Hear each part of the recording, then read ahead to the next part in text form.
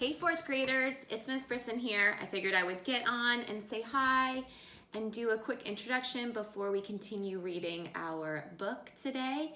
So we are continuing Young Pele, Soccer's First Star. You read some with me on Monday and then you read some with Miss Todd yesterday. We're going through Edson's life as a young boy and kind of how he developed his love for soccer. So we now know that he is on a team with his friends. They're doing really well and they are playing in the championship game. And what I think is so cool is that they were all coming from an area where they didn't have a lot of money. They didn't even have a real soccer ball, and look at them now. They had to scrounge for their uniforms. So we're gonna continue focusing on author's purpose.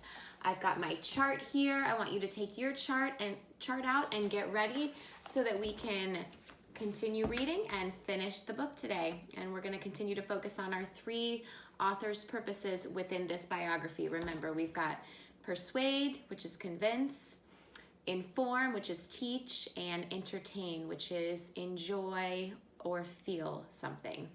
All right, so let's pick up from where we left off.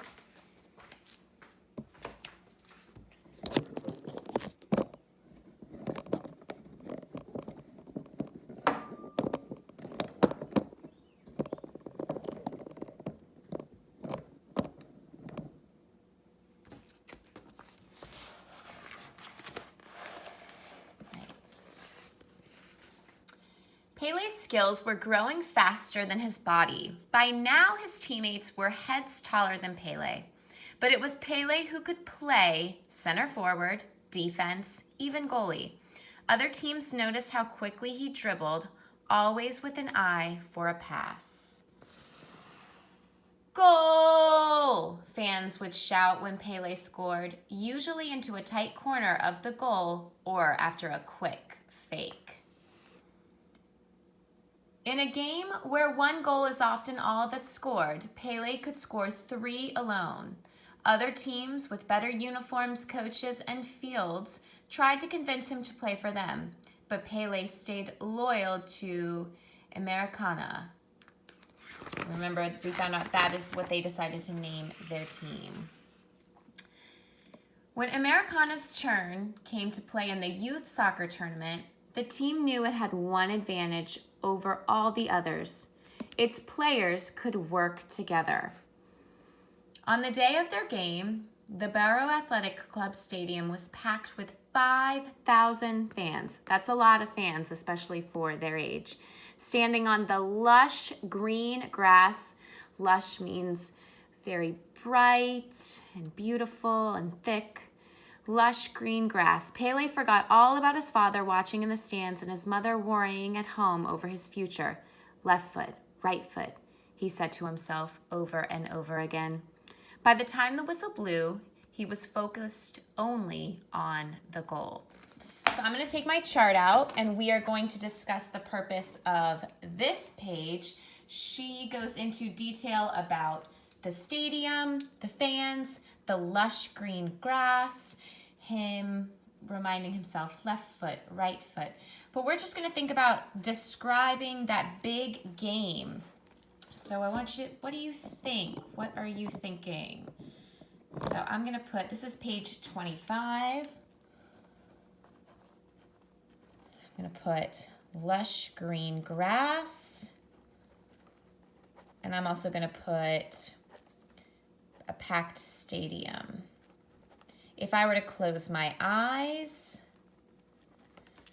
and think about that, it's got a lot of descriptive language. So that purpose is to entertain. It's giving you all of those feelings of what he's going through, what he's experiencing. Okay, draw my line. Let's read to find out what happens during the championship. The first goal was scored by the opposing team. So opposing means the other team, opposite. But Americana stayed cool, playing as one, reading each other's signals as if the team spoke its own secret language, and scored. Again, each team scored, And then Americana could fire, driving down with incredible speed. One quick pass from the right, and they're kind of showing the path with the dotted white line, which is really cool. With just seconds left, Pele takes the ball past one defender and then another. Now he's all alone, only the goalie between him and the goal. It's italicized, like it's so using that announcer voice. Let's see what happens. Oh, I love those illustrations. Pele, Pele, Pele, the fans shout. But Pele stays focused. He bears down, which means leans forward. He drives a kick to the right. The ball hits the goalpost, spins back, and flies through the goalie's hands straight into the, say it with me, goal! Pele, Pele, Pele, the crowd chanted. And Edson realized for the first time since he'd heard it that the name Pele, when echoing in harmony through the stadium, sounded like music. Look how happy he is.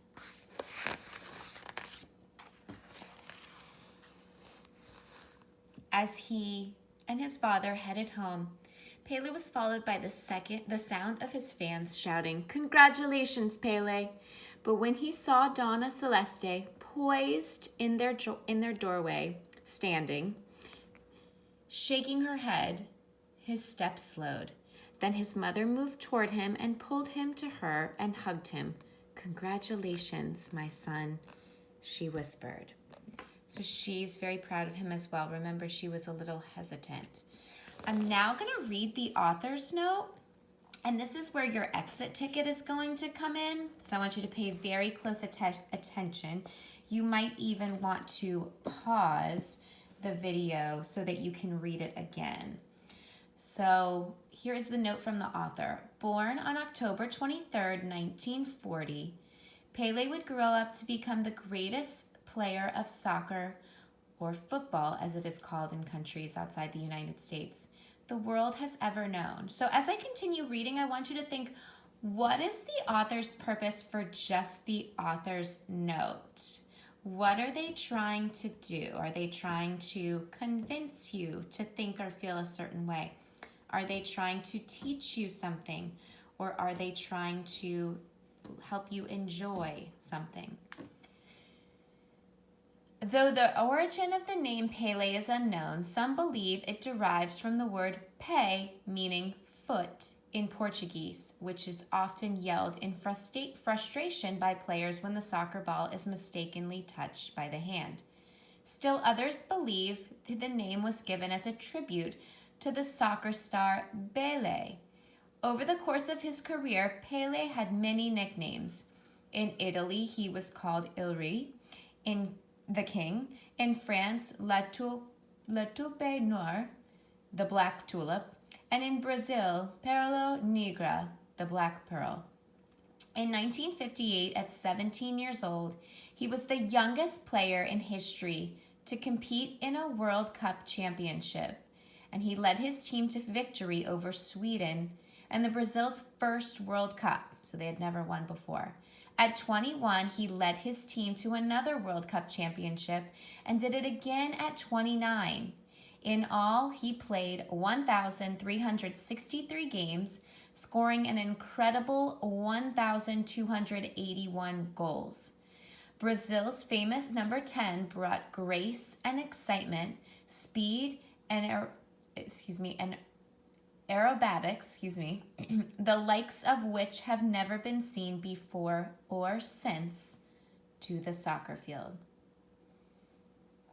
All right, so I'm going to take out my chart. This is where your exit ticket will come into play. So this is the last page. I'm just going to write last page. It's the author's note. I want you to tell me what you think the purpose of the author's note is. And I want you to tell me why and give me clues from just the author's note. So we're not doing the purpose of the whole book. we're doing the purpose of the author's note. Are they trying to persuade you, inform you, or entertain you? And then I want you to give me your reasons why and some clues from the text. So this part should be about 2 sentences. You need to support your reason, okay? That is going to be question number 1 and number 2 of your exit ticket. And then for question number 3, we want you to just do a quick reading response about this book. How did it make you feel? What are your thoughts? Just a quick 4-sentence paragraph about this biography. If you're unsure of what to do, check back in the document.